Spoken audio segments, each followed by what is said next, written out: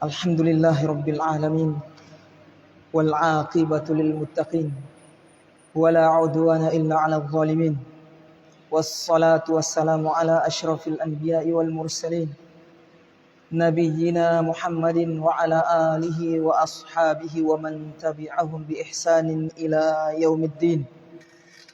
Subhanaka la ilma lana illa ma 'allamtana innaka antal alimul hakim.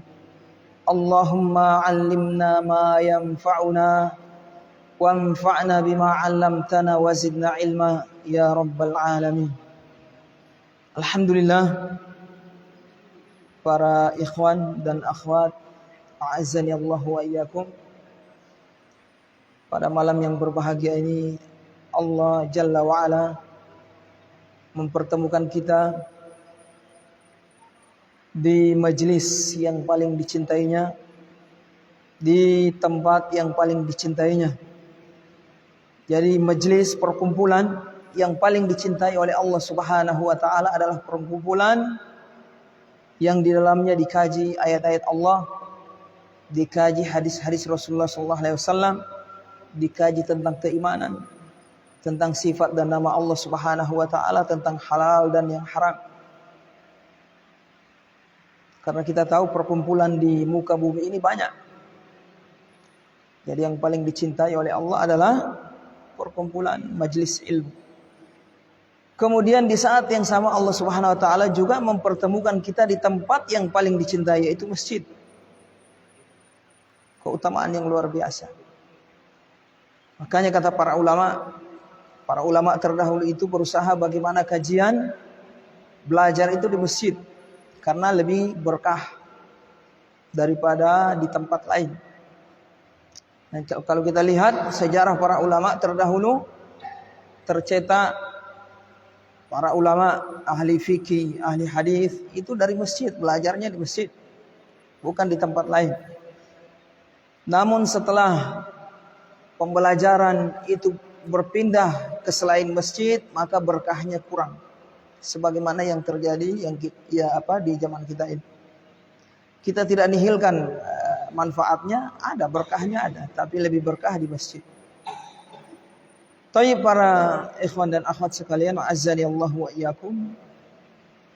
Kemudian perkara yang saya ingatkan lagi untuk diri saya dan kita semua agar meluruskan niat. Ini intinya. Seluruh amalan tanpa niat yang lurus sia-sia. Dan hadis yang akan kita bahas malam ini adalah innamal a'malu binniyat. Kemudian mungkin ada di antara kita yang bertanya,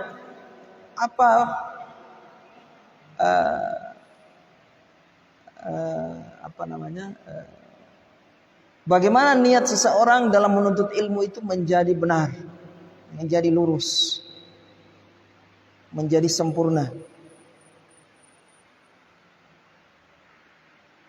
Ada dua sisi. Sisi yang pertama, untuk siapa ilmu yang dia tuntut. Maksudnya dia menuntut ilmu untuk siapa. Yang kedua, sisi niat ilmu itu sendiri.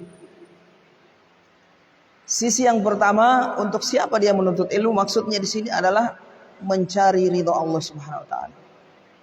Mencari pahala dari Allah Subhanahu wa taala. Untuk menggapai janji Allah Subhanahu wa taala. Untuk mendapatkan ridha dari Allah Subhanahu wa taala. Itu bukan untuk pujian manusia, untuk menggapai dunia. Karena ada sebagian orang belajar ilmu agama ingin meraih nikmat dunia berupa pujian atau harta atau pangkat, jabatan.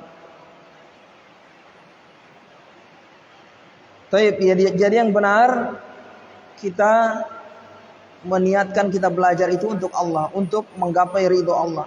Apa maksudnya menggapai ridho Allah?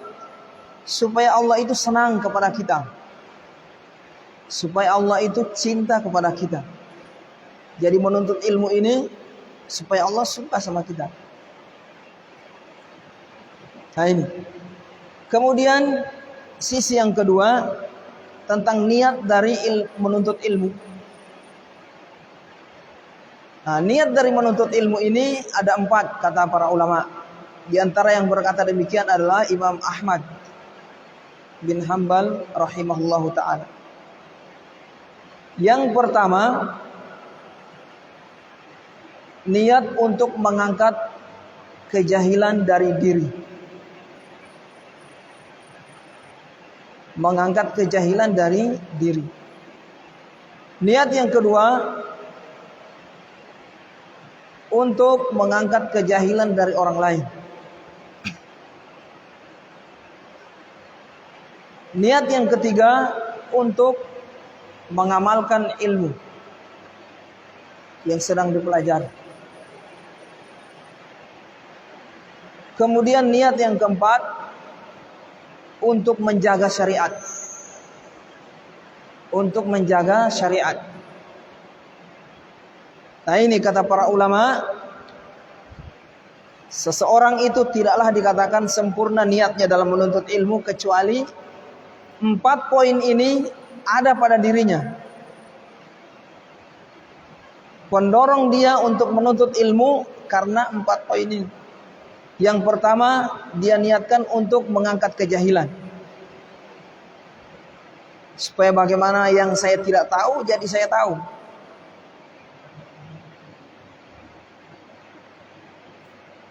Ini yang pertama. Karena kejahilan ini para ikhwan dan akhwat sekalian adalah penyakit yang berbahaya. Sebagaimana perkataan Imam Ibnu Qayyim Al-Jauziyah, al-jahlu da'un qatilun. Kebodohan itu adalah penyakit yang membinasakan. Penyakit yang membinasakan, penyakit berbahaya. Berbahayanya kejahilan ini sesuai dengan tingkat kejahilannya. Yang paling tinggi adalah jahil terhadap keimanan. Dia tidak tahu iman itu apa. Jahil terhadap tauhid. Dia tidak tahu tauhid apa. Jahil juga terhadap syirik. Syirik itu apa? Dia tidak tahu. Ini yang paling parah. Jahil terhadap munafik. Munafik itu apa? Sifat-sifatnya seperti apa? Jahil terhadap sifat-sifat jahiliyah. Ini yang paling tinggi. Jadi sesuai kejahilan tingkat keparahan jahilnya seorang sesuai dengan sesuatu yang dia tidak ketahui. Kemudian setelah itu jahil terhadap perkara agama yang lain, jahil terhadap halal, haram dan seterusnya. Jahil terhadap akhlak yang tercela. Taib. Ini yang pertama harus hadir dalam diri kita. Kalau tidak, ya ikhwan semua sia-sia ilmu yang kita pelajari. Mau belajar untuk apa? Pokoknya belajar. Untuk apa? Pokoknya belajar. Tidak bisa. Harus muncul dalam hati kita. Saya belajar untuk mengangkat kejahilan. Supaya saya tahu mana yang syirik, mana yang tauhid, mana yang sunnah, mana yang bid'ah, mana yang iman, mana yang kufur, mana yang tauhid syirik, mana yang akhlak yang tercela, mana akhlak yang mulia. Mana yang membatalkan sholat, mana yang tidak, mana yang wajib di dalam sholat dan seterusnya. Itu harus ditahu. Apa yang menyebabkan ibadah kita ini sah atau tidak itu wajib kita tahu. Ini niat kita untuk pelajarin. Saya datang ke masjid, belajar, duduk. Begitu juga ini ikhwan santri. Perhatikan. Perbaiki niat. Itu pondasinya antum.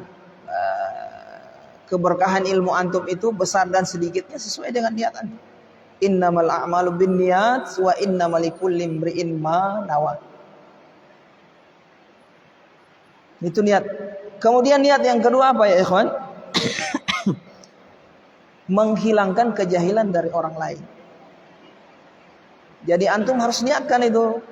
Belajar ilmu agama yang lebih dahulu untuk memunculkan niat ini adalah penuntut ilmu yang memfokuskan dirinya untuk belajar. Ini mereka harus terdepan memasang niat ini, yaitu bagaimana saya belajar ini supaya bisa mengajarkannya kepada orang lain. Dan ini juga akan membuat seorang itu belajar, semangat dia belajar. Kasihan banyak orang-orang di luar sana yang belum paham hukum Islam, belum paham tauhid, belum paham syirik, belum paham sifat-sifat jahiliyah, belum paham iman, bid'ah dan seterusnya, sunnah. Itu harus dimunculkan. Kemudian yang ketiga, niat untuk diamalkan. Harus itu, jangan cuma memperbanyak maklumat, pengetahuan. Hafal terus, belajar terus, tidak ada niat mengamalkan, tidak boleh. Tidak terbentuk niat yang benar dalam menuntut ilmu kalau ini tidak ada. Harus niat untuk diamalkan.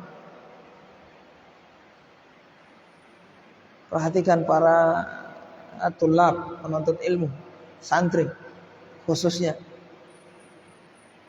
Sekian lama belajar tapi masih banyak yang tidak diamalkan, apalagi yang wajib. Kemudian yang terakhir, berniat untuk menjaga syariat. Menjaga syariat. Karena syariat ini akan terjaga dengan ilmu, dengan mengajarkan ilmu, mempelajari ilmu. Makanya para penuntut ilmu adalah pahlawan syariat. Kalau tidak ada ulama, tidak ada orang berilmu, tidak ada penuntut ilmu, gelap suatu daerah. Gelap. Gelap di situ zina, judi, berbagai macam kegelapan di situ, maksiat, syirik dan seterusnya.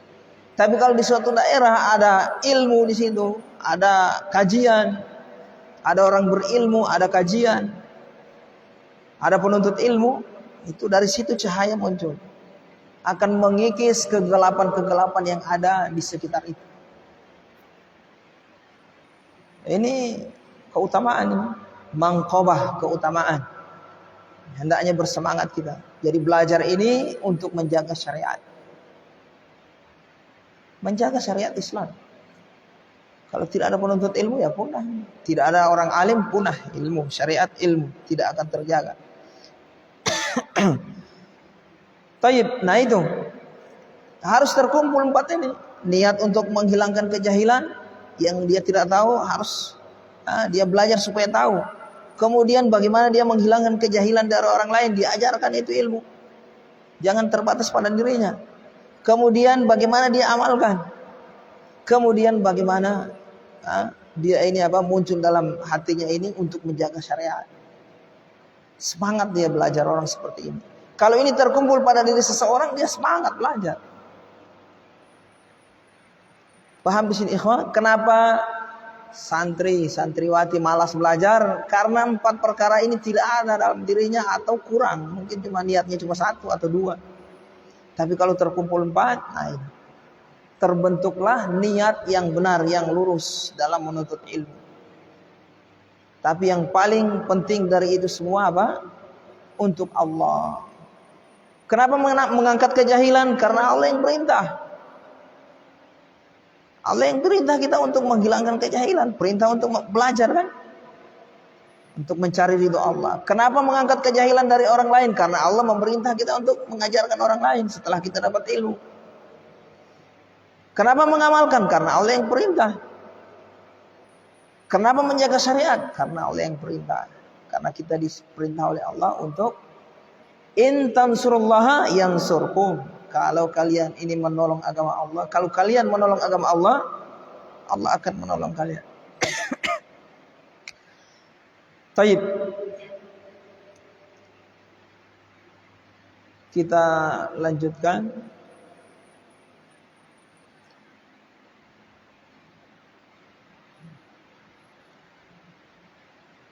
Kita masuk hadis yang pertama. Kemarin selesai kita baca muqaddimah dari Imam An-Nawawi rahimahullahu taala. Baik, dengan taufik dan bantuan dari Allah kita baca hadisnya. Al-hadithul awal, hadis yang pertama. An Amiril Mu'minin Abi Hafsin Umar bin Al-Khattabi radhiyallahu anhu qala sami'tu Rasulullah sallallahu alaihi wasallam yaqul innamal a'malu binniyat wa innamal likulli imri'in ma nawa faman kanat hijratuhu ila Allahi wa rasulihi fahijratuhu ila Allahi wa rasulihi wa man kanat hijratuhu lidunya yusibuha aw imra'atin yankihuha fahijratuhu ila ma hajara ilaihi. Baik.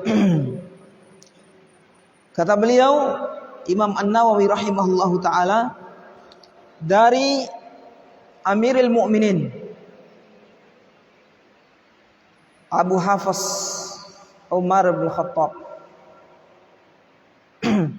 Ini julukan dari Umar bin Khattab, Amirul Mukminin, pemimpin orang-orang yang beriman.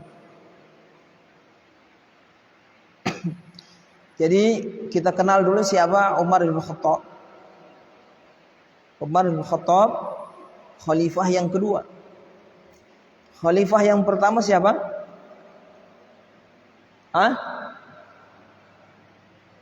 Abu Bakar. Khalifah yang pertama Abu Bakar setelah Rasulullah sallallahu alaihi wasallam. Kenapa dinamakan khalifah? Karena pengganti pemimpin. Abu Bakar, nama beliau Abdullah. Abu Bakar itu namanya Abdullah radhiyallahu anhu. Jadi setelah kepemimpinan Abu Bakar selama 2 tahun digantikan oleh Umar bin Khattab. Umar bin Khattab memegang kepemimpinan selama 8 tahun. 12 atau 8. Seingat saya 8. Seorang yang keras, artinya tegas. Keras terhadap apa? Kemaksiatan, keras terhadap kesyirikan, keras terhadap bid'ah. Taib.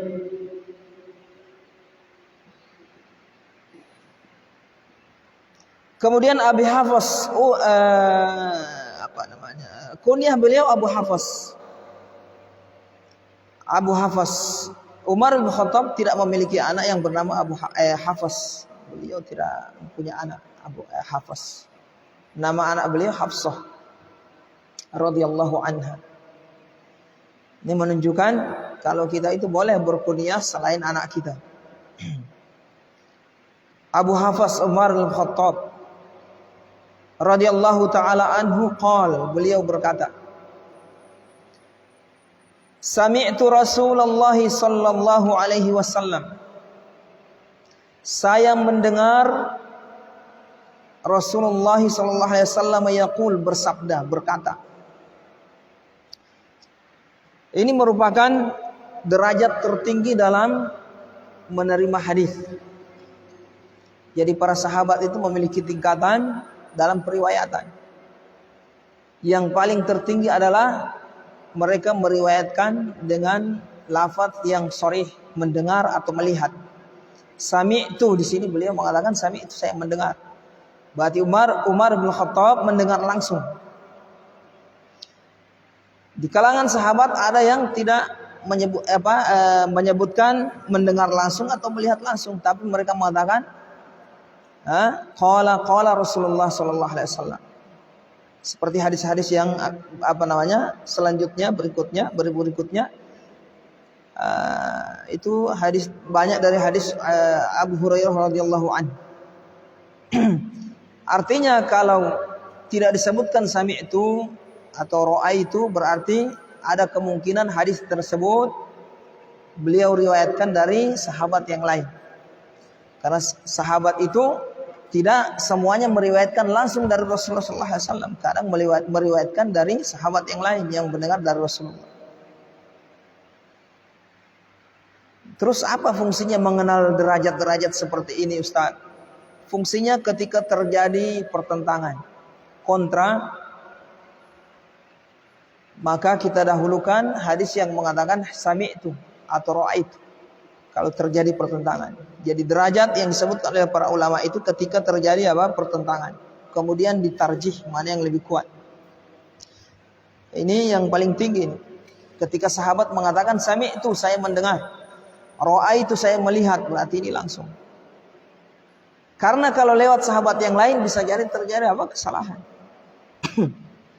Ada beberapa sahabat yang meriwayatkan juga salah. Karena mereka manusia. Taib, yaqul, beliau berkata, Rasulullah SAW bersabda, innamal a'malu binniyat. Hanya saja amalan-amalan itu binniyat, tergantung dengan niat. Wa innamal likulli imri'in ma nawa. Dan hanya saja setiap manusia itu, setiap orang manawa, akan mendapatkan sesuai dengan apa yang ia niatkan.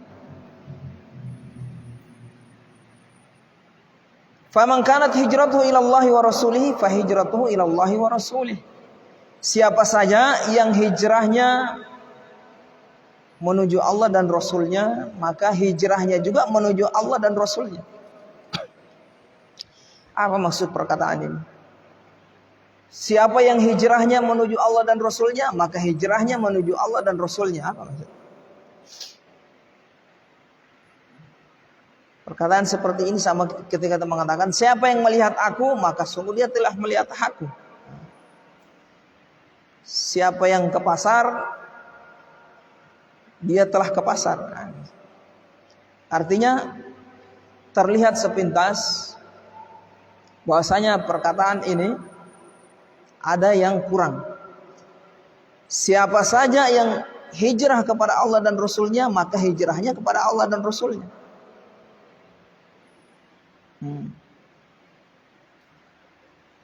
Paham maksudnya di sini? Ada yang kurang? Maksudnya apa yang maksud hijrah kepada Allah dan Rasulnya?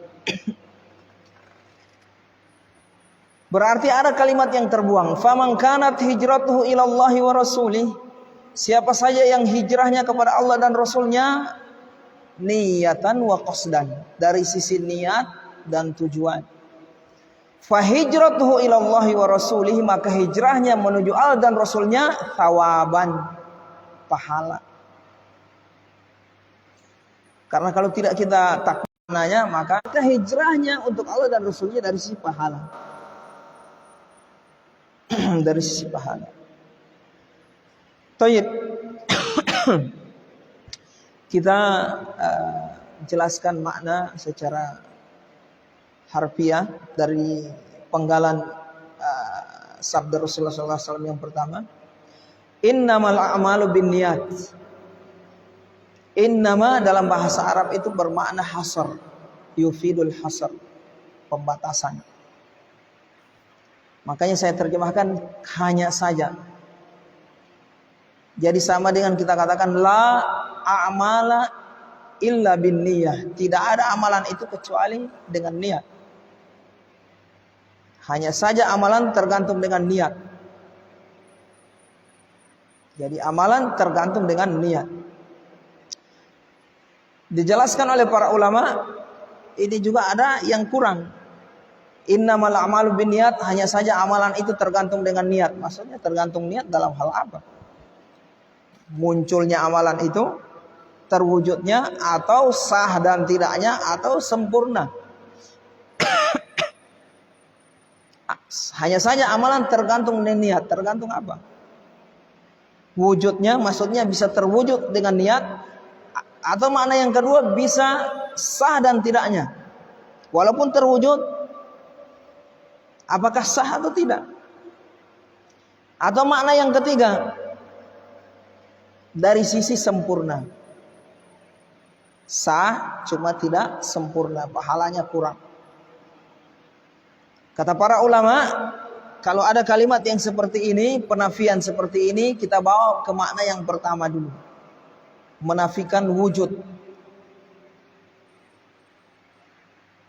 Kalau tidak bisa dibawa ke makna yang pertama, berarti bawa ke makna yang kedua. Menafikan sah. Artinya tidak sah amalan itu. Kalau juga tidak bisa, berarti kita bawa ke makna yang ketiga. Berarti sah, cuma tidak sempurna. Masih kurang, pahalanya kurang, tapi sah. Sekarang mari kita tes dari yang tiga makna ini, kemungkinan makna ini. Yang pertama, hanya saja amalan itu tergantung dengan niat. Makna yang pertama maksudnya tergantung dengan niat dari sisi terwujudnya dia, munculnya. Kita lihat di sana ada orang yang beramal tanpa niat. Ya kan, melakukan perbuatan tanpa niat. Berarti makna yang pertama ini tidak bisa dipasang di hadis yang mulia ini.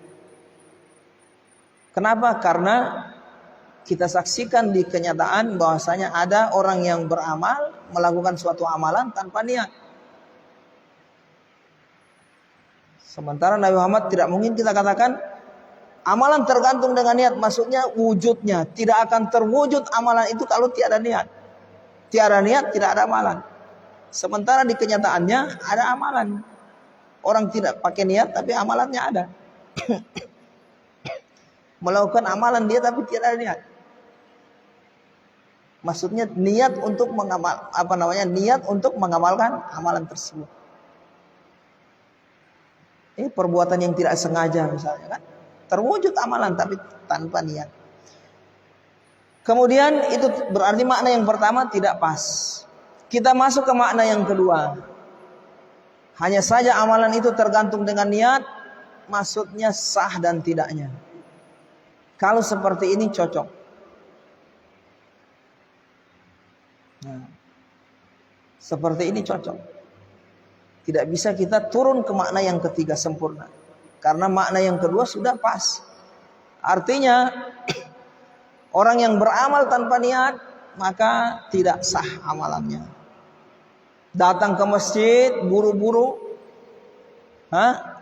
tidak hadir dalam hatinya ingin sholat maghrib atau isya, langsung Allahu Akbar. Sah ini sholatnya? Tidak sah, tidak sah.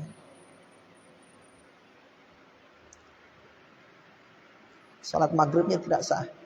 Jadi harus hadir. Dia mau sholat maghrib, baru takbir. Hadir, sholat isya, takbir. Tapi kalau artinya tidak hadir, pokoknya mikir sesuatu tiba-tiba langsung akan takbir, ini tidak sah. Hati-hati. Perkara niat penting.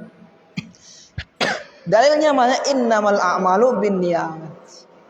Amalan itu tergantung dengan niat dari sisi sah dan tidaknya. Tidak ada niat tidak sah. Ada niat sah. Baik. Kemudian al-amal dalam hadis yang mulia ini Rasulullah SAW menggunakan kalimat yang umum. Dari mana kita katakan ini bermakna umum? Karena dia al-amal jamak taksir, adalah jamak dalam bahasa Arab. Jamak ada berapa ya ikhwan? Ada 3. Jamak mudzakkar salim, jamak muannats salim, dan jamak taksir. Al-a'mal jamak taksir. Jadi dalam bahasa Arab kalau ada jamak mu'arraf, jamak ma'rifat, berarti dia umum. Innamal a'mal berarti hanya saja seluruh amalan maknanya. Innamal a'malu binniyat, hanya saja seluruh amalan. Seluruh, mau sholat, mau zakat, mau haji, mau sedekah, berkurban, apa saja masuk di sini. Kenapa? Karena Rasulullah SAW menggunakan kalimat yang umum. Al-a'mal. Paham di sini ikhwan? Paham ya?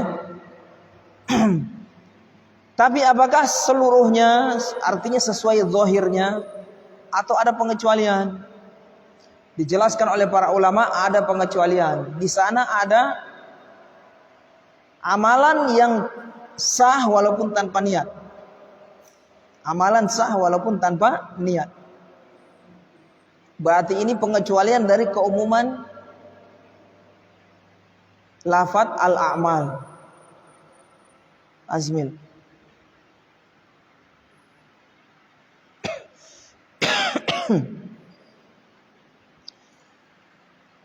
Baik. Ada yang tidur. Baik. Jadi yang dikecualikan dalam amalan di sini adalah amalan yang dilarang oleh Allah Subhanahu wa taala, yaitu amalan yang mimbab at-turuk namanya. Amalan-amalan yang kita diperintah untuk meninggalkannya. Ini dikecualikan. Walaupun tanpa niat tetap sah. Seperti apa ya, ikhwan?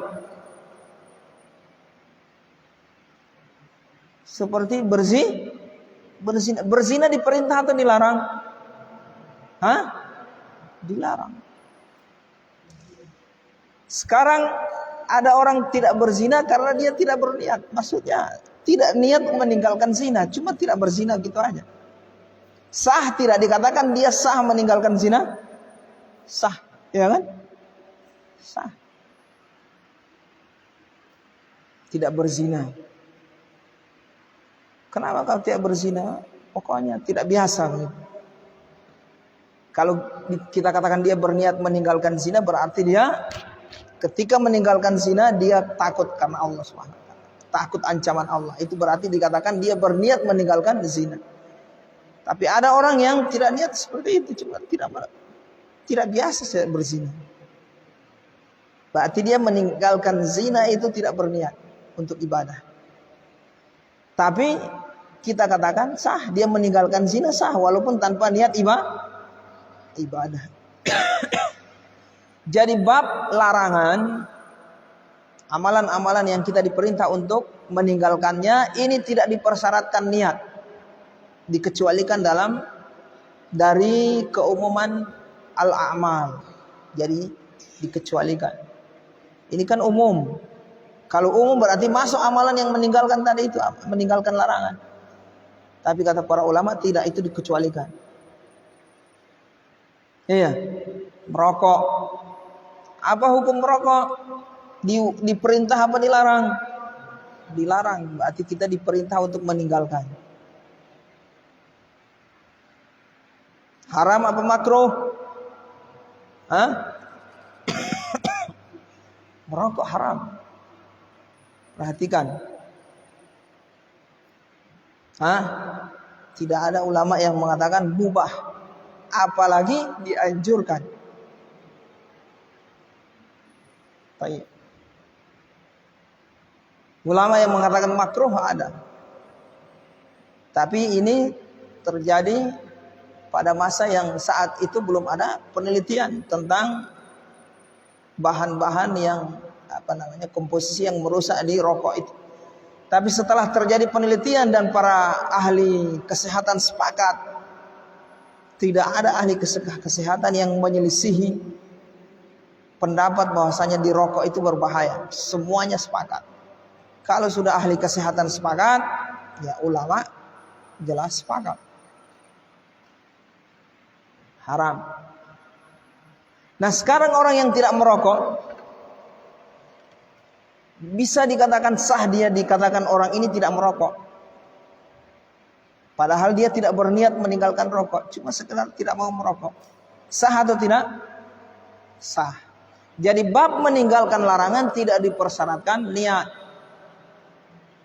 Beda dengan sholat. Berwudu.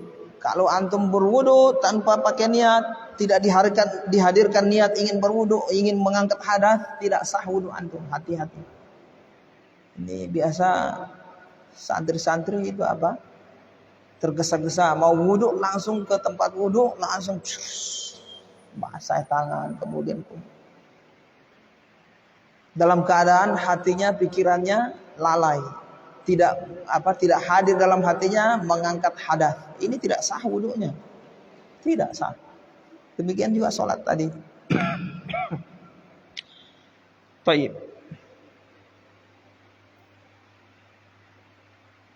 Masih ada waktu. Hah? Selesai? Berapa menit lagi? 2 menit. Baik. Wa inna malikulin mri'in ma nawa. Hanya saja likulli mri'in, setiap manusia, setiap orang manawa, mendapatkan sesuai dengan apa yang ia niatkan. Penggalan kalimat yang kedua ini menunjukkan kadar pahala yang dia dapatkan dalam amalannya. Kalau penggalan yang pertama innamal a'malu binniyat menunjukkan sah dan tidaknya amalan tersebut. Yang kedua innamal likulli imri'in ma nawa menunjukkan apa? Apa yang dia dapatkan dengan amalan tersebut. Dapat pahala atau tidak? Dapat dosa atau tidak? Sedikit pahala atau banyak? Baik.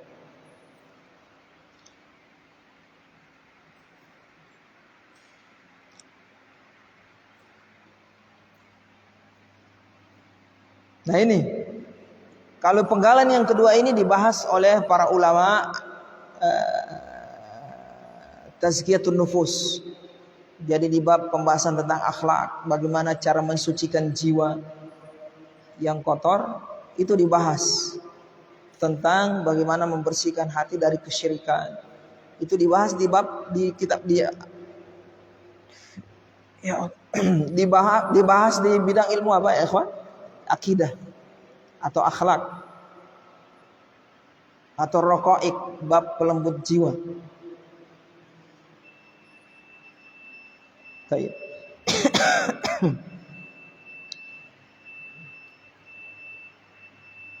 Insyaallah ya ikhwah, kita lanjutkan pada pertemuan berikutnya. Besok malam ya, insyaallah.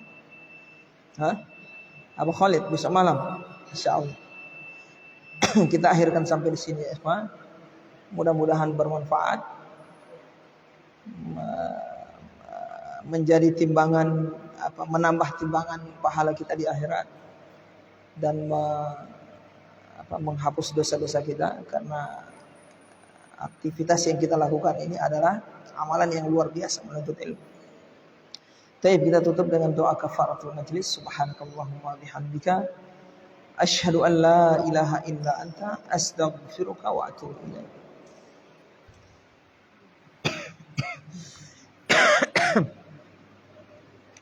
Astaghfirullah.